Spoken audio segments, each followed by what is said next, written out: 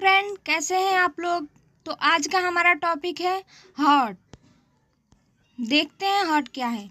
The heart is a hollow muscular organ that pumps blood throughout the circulatory system. Heart एक hollow muscular organ होता है जो कि pumps करता है ब्लड को through out the circulatory system. यह एक सर्कुलेटरी सिस्टम होती है।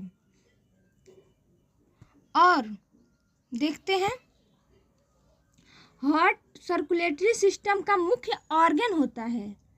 और देखते हैं, जिसके बिना ह्यूमन लाइफ की कल्पना भी नहीं की जा सकती। हार्ट जो होता है ह्यूमन लाइफ का एक ऐसा ऑर्गन होता है जिसके बिना ह्यूमन लाइफ की कल्पना भी नहीं की जा सकती। It is present in the middle mediastinum. यह जो होता है मिडल मीडिया स्टर्नम में प्रेजेंट होता है। इसका वेट देख लेते हैं। The weight is the heart is 230 से 340 ग्राम होता है।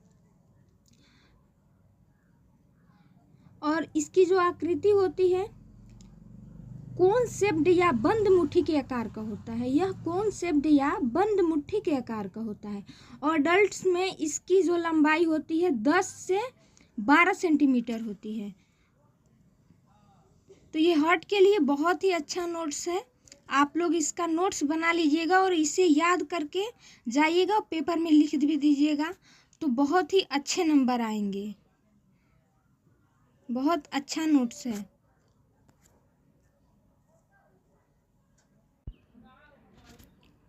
अब देखते हैं हार्ट का structure of the heart. Heart के स्ट्रक्चर को देख लेते हैं।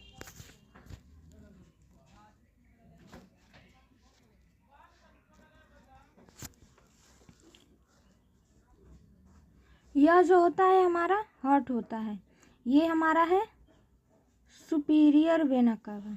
ये सुपीरियर वेना कावा और ये है इंफीरियर वेना कावा। इसको मैं इसलिए दिखा दे रही हूँ कि समझने में कोई दिक्कत ना हो। और ये है हमारी पल्मोनरी आर्टरी, ये। और ये है पल्मोनरी वेन, ये दोनों। और ये है अयोटा, ये हमारा अयोटा है। तो ये जो सुपीरियर वेना कावा होती है ये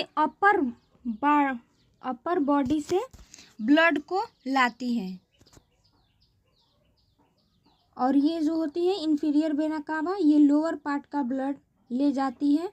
कहाँ ले जाती हैं ये लाती हैं राइट एट्रियम में, इसके थ्रू।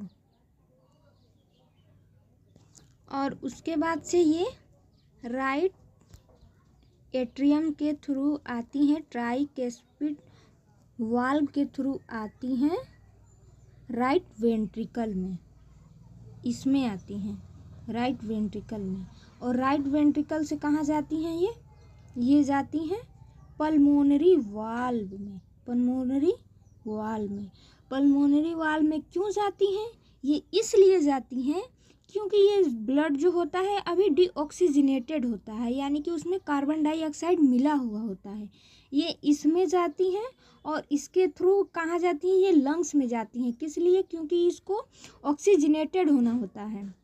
ये पल्मोनरी आर्टरी है, इसमें अशुद्ध ब्लड जाता है लंग्स में ऑक्सीजनेटेड होने के लिए।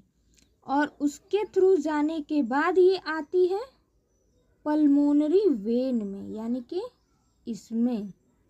पल्मोनरी वेन से कहाँ आती है? ये लेफ्ट एट्रियम में आती है, यानी ये ऑक्सीजनेटेड होकर आती है। उसके बाद से ये आती है मिट्रल वाल्व। इसको हम मिट्रल वाल्व बोलते हैं। बिल्कुल क्लियर है डायग्राम, बिल्कुल कंफ्यूज मत होइएगा। कोई भी डाउट हो तो तुरंत पूछिएगा। ये आती है लेफ्ट वेंट्रिकल में मिट्रल वाल्व के थ्रू। इसको हम बाइकस्पिड भी बोलते हैं, मिट्रल वाल्व को याद रखिएगा। इस वाल्व को हम बाइकस्पिड वाल्व भी बोलते हैं। और इसके थ्रू हमारी ब्लड कहाँ जाती है? अयोटा में। यही इसको हम अयोटा को हिंदी में महाधमनी बोलते हैं।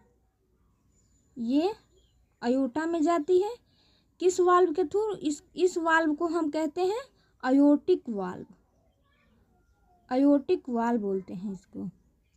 इसके थ्रू जाती है, पूरे बॉडी में ब्लड सर्कुलेट होती है, जो कि बिल्कुल प्योर ब्लड होता है। इसको हम सिस्टमेटिक सर्कुलेटरी सिस्टम कहते हैं। आगे तो हार्ट का डायग्राम समझ में आ गया होगा। तो चलिए अब आपको बताते हैं स्ट्रक्चर ऑफ द हार्ट में कितने वाल्व्स होते हैं, कितने चेम्बर होते हैं, ये पूरा क्लियर किया जाएगा। ये पार्ट 2 वीडियो है, इसके बाद 3 भी आएगा। मैं थोड़ा थोड़ा कंटेंट समझा रही हूँ क्योंकि क्लियर भी हो जाए और वीडियो छोटा भी बने। तो चलिए ये देखते हैं स्ट्रक्चर ऑफ द हार्ट। तो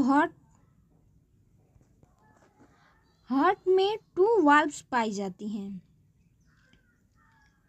वो वाल्व्स तो आप लोगों ने देखी ही थी, ट्राइकस्पिड वाल्व और बाइकस्पिड वाल्व। बाइकस्पिड वाल्व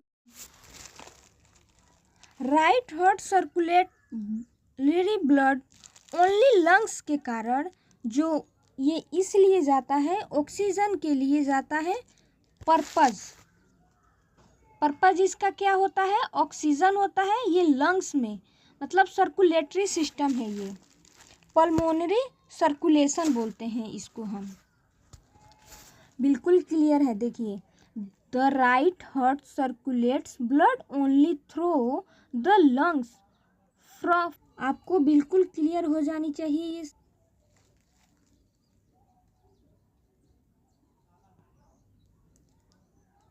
ये वही वर्क करता है। The right heart circulates blood only through the lungs for the purpose of oxygen. अब हम देख लेते हैं इसके दूसरी। अब इसका सेकेंड पॉइंट देखते हैं। The left heart circulate to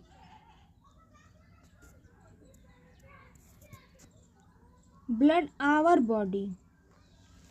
क्या करता है? और जो लेफ्ट हार्ट सर्कुलेट होता है वो पूरे बॉडी में ब्लड को सप्लाई करता है। ये लेफ्ट हार्ट यानी लेफ्ट साइड का हार्ट होते हैं ना, राइट होते हैं और लेफ्ट होते हैं, तो लेफ्ट साइड का हार्ट। अब ये देखते हैं हम। There are 4 chamber of the heart. Heart में कितने चेम्बर होते हैं? 4 चेम्बर होते हैं। कितने? 4। इसका आप लोग नोट्स ज़रूर बना लीजिएगा और याद करिएगा। एक बार वीडियो को देखने के बाद तुरंत याद करिएगा, बिल्कुल समझ में आ जाएगा। अब इसके चेम्बर कितने होते हैं? राइट एट्रियम, जो कि आप लोगों ने देखा था, राइट वेंट्रिकल होता है, और लेफ्ट एट्रियम होता है, लेफ्ट वेंट्रिकल होता है। एक बार और डायग्राम दिखा देती हूँ मैं, ताकि आप लोगों को समझ में आ जाए। ये रहा डायग्राम, देखिए।